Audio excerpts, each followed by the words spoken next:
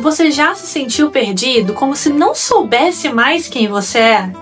Já olhou no espelho e pensou, será que isso que eu estou vendo é mesmo quem eu fui criado para ser?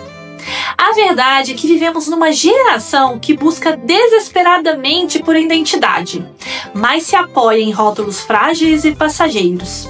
Tentam definir você pela sua aparência, pelo seu sucesso, pela sua dor ou até mesmo pelo seu pecado. Mas será que essa é a sua verdadeira identidade? Ou será que ao longo da vida fomos sendo moldados por traumas, opiniões alheias e padrões humanos, nos afastando completamente daquilo que Deus escreveu sobre nós antes mesmo de nascermos? Antes de continuar, pense nisso, porque essa resposta pode mudar a forma como você pensa sobre identidade a partir de hoje.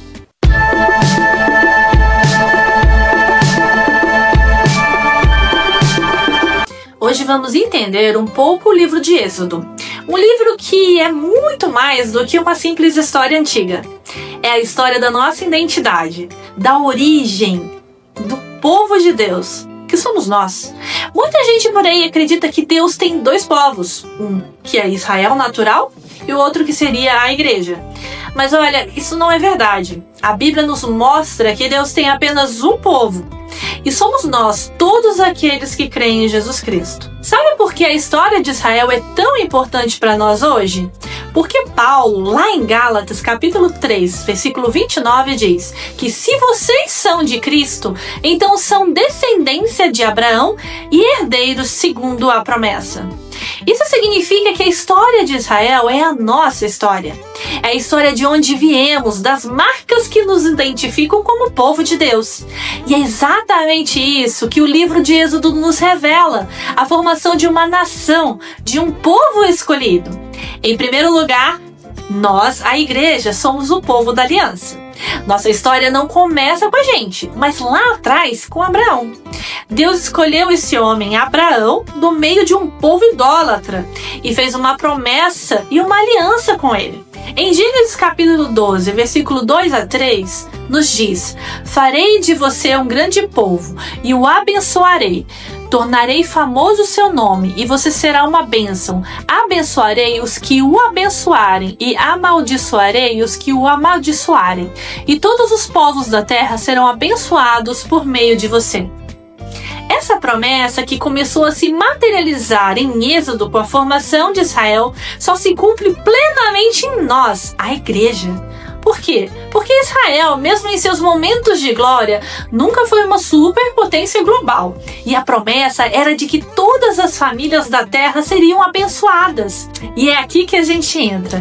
Nós somos esse povo numeroso, espalhado pelo mundo todo, que serve a Deus em espírito e em verdade. Como Paulo enfatiza em Romanos capítulo 4, versículo 16, a promessa é para todos os que têm a fé de Abraão, sejam circuncidados ou não. Em Romanos 9, Paulo esclarece ainda mais: nem todos os que são de Israel são israelitas de verdade. O que isso significa? Que a verdadeira descendência de Abraão não é apenas biológica, mas sim aqueles que creem. O Israel de Deus é formado por todos os que depositam sua fé em Cristo Jesus, sejam eles judeus ou gentios.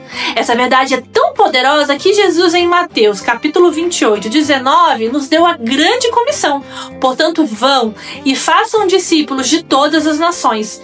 Isso é a promessa a Abraão se cumprindo diante dos nossos olhos.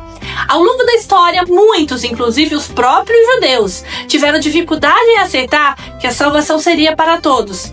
Em Atos capítulo 22, 21 ao 22, vemos a reação dos judeus quando Paulo menciona que foi enviado aos gentios. Eles gritaram que ele não merecia viver. E os próprios discípulos questionaram Pedro quando ele pregou aos gentios em Atos capítulo 11. Mas a verdade é que, por mais terríveis que os gentios pudessem ser, com suas práticas idólatras e práticas pecaminosas, Israel também cometeu muitos dos mesmos pecados, como a Bíblia mesmo relata. Então, qual a explicação para a persistência de Israel e hoje da igreja? Não é nossa bondade ou nossa força, mas a aliança que Deus fez com Abraão. Em Salmos capítulo 89, versículo 34, Deus diz: não quebrarei a minha aliança, nem alterarei o que saiu dos meus lábios. É essa a fidelidade de Deus que nos mantém de pé. Pensem nos primeiros cristãos. Pessoas apavoradas, sem prestígio ou poder, perseguidas. Como eles mantiveram a sua fé, como cresceram em Cristo. Porque Deus prometeu, e essa mesma promessa nos garante que não precisamos nos preocupar com nada, pois Deus é conosco. Em segundo lugar, todo povo tem uma constituição, certo? Regras, direitos, deveres, e nós, o povo de Deus, temos a nossa, a Bíblia. É nela que Deus se revela de verdade. Às vezes as pessoas zombam da ideia de Deus se revelar como se fosse algo absurdo ou até inventado. Mas espera aí, se Deus existe, qual é o argumento lógico para dizer que ele não pode se comunicar com suas criaturas? Acha que o que você não vê não existe? Isso não faz sentido. Muitos buscam a sociedade ideal através da razão humana, da pesquisa, do pensamento limitado. É a ideia de que mentes corruptas e limitadas podem criar algo perfeito. Rousseau, com seu contrato social, defendia que a vontade da maioria deveria ser soberana. Mas será que a vontade da maioria sempre leva ao que é certo? O que acontece se a maioria decidir algo que prejudique uma minoria? A história nos mostra que essa busca por um mundo sem a revelação de Deus muitas vezes leva à ditadura da maioria, ou pior, à tirania de poucos que se consideram iluminados. A Revolução Francesa, por exemplo, que se baseou nessas ideias, foi uma tragédia que gerou mais de 100 milhões de mortes no século passado. A razão humana e o conhecimento científico são limitados. Você pode ver a complexidade do mundo e supor que existe um Criador, mas a razão sozinha não pode te dizer quem ele é ou como ele quer que você viva. Você pode fazer uma cirurgia, mas a ciência não pode definir a natureza do homem ou o que acontece depois da morte. A Bíblia chama grandes filósofos de ignorantes, não porque não fossem brilhantes, mas porque suas ideias, apesar de engenhosas, muitas vezes levaram a desgraças. Platão, por exemplo, concebeu uma sociedade onde as crianças não seriam criadas pelas famílias, e sim pelo Estado. E o que vemos hoje? Uma geração de jovens fragilizados, angustiados e viciados. Jesus em Mateus capítulo 11, versículo 25 disse: graças te dou, Pai, Senhor do céu e da terra, porque ocultaste essas coisas aos sábios e entendidos e a revelastes aos pequeninos. Nós cremos que Deus se revelou porque Jesus Cristo, que comprovadamente ressuscitou, chamou a Bíblia de palavra de Deus. Ele citou o Antigo Testamento centenas de vezes. Nossa fé não é um salto no escuro, é o terreno mais sólido e racional que existe. É por isso que em nossas casas a pergunta é sempre: o que a Bíblia diz? Não importa o que achamos, o que queremos, o que a palavra de Deus diz, nós fazemos. É ela a nossa regra de fé e prática. É isso que nos dá identidade, que nos une. Em Amós capítulo 3, versículo 3, pergunta: andarão dois juntos se não houver acordo entre eles? A Bíblia é o nosso acordo, o nosso valor moral absoluto. Sem ela, tudo se torna relativo. Nós somos o povo da Bíblia. O terceiro princípio da nossa identidade é que a nossa pátria é celestial. Israel estava a caminho da terra prometida, Canaã.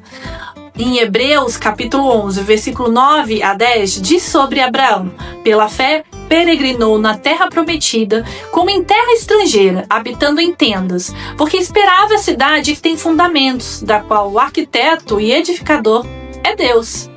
Abraão entendeu que a promessa de Deus ia muito além de um pedaço de terra. Nossa verdadeira terra prometida é o céu, a Nova Jerusalém. Lembra de José, lá no final de Gênesis, mesmo sendo poderoso no Egito, ele pediu que seus ossos fossem levados de volta para Canaã. O que ele estava querendo dizer com isso? Qual que era o significado, disso tudo? Não importa o quão próspero eu seja aqui, este não é o meu lugar. De onde vem a coragem dos cristãos de enfrentar a morte, a tortura e a perseguição? De onde vem o desapego às coisas desse mundo? Como a gente explica isso? Vem da crença que nós somos imortais, de que nossa cidadania está nos céus. Em Filipenses capítulo 3, versículo 20, nos lembra: a nossa cidadania, porém, está nos céus, de onde esperamos ansiosamente um Salvador, o Senhor Jesus Cristo. Essa fé nos dá força para enfrentar leões e até mesmo perder a própria vida, porque sabemos que nossa pátria está garantida. Se os nossos olhos estivessem apenas nessa terra, pregar o que a Bíblia diz, que muitas vezes é impopular, seria loucura.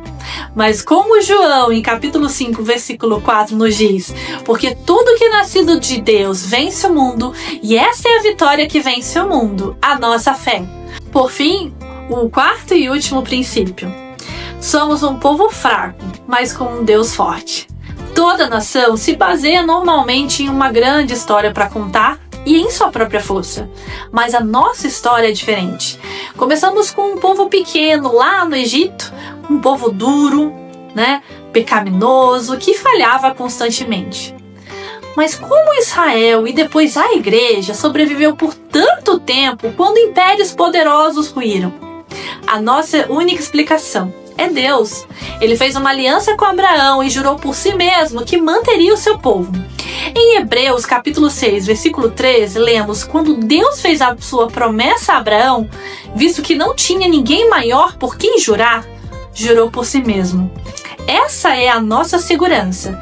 Aquele grupo de pessoas apavoradas no cenáculo, sem armas, sem prestígio, perseguidos, como eles cresceram e se mantiveram? Porque o Império Romano ruiu, os comunistas caíram, todos que se levantaram contra a igreja pereceram, e nós, sem nada, além da fé, permanecemos. Isso porque somos descendentes de Abraão e Deus tem mantido sua promessa. É por isso que eu e você não precisamos nos preocupar. Deus é conosco, somos o seu povo. E é uma jornada maravilhosa, não é mesmo? A nossa identidade é algo profundo, enraizado nas promessas de Deus e na sua fidelidade. Espero que essa conversa tenha te ajudado a entender um pouco mais sobre quem você é em Cristo. E aí, o que mais você gostaria de saber sobre a nossa identidade como povo de Deus? Deixe seu comentário, se inscreve no canal e dê o seu like.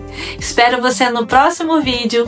Deus te abençoe. Abraços. Tchau, tchau.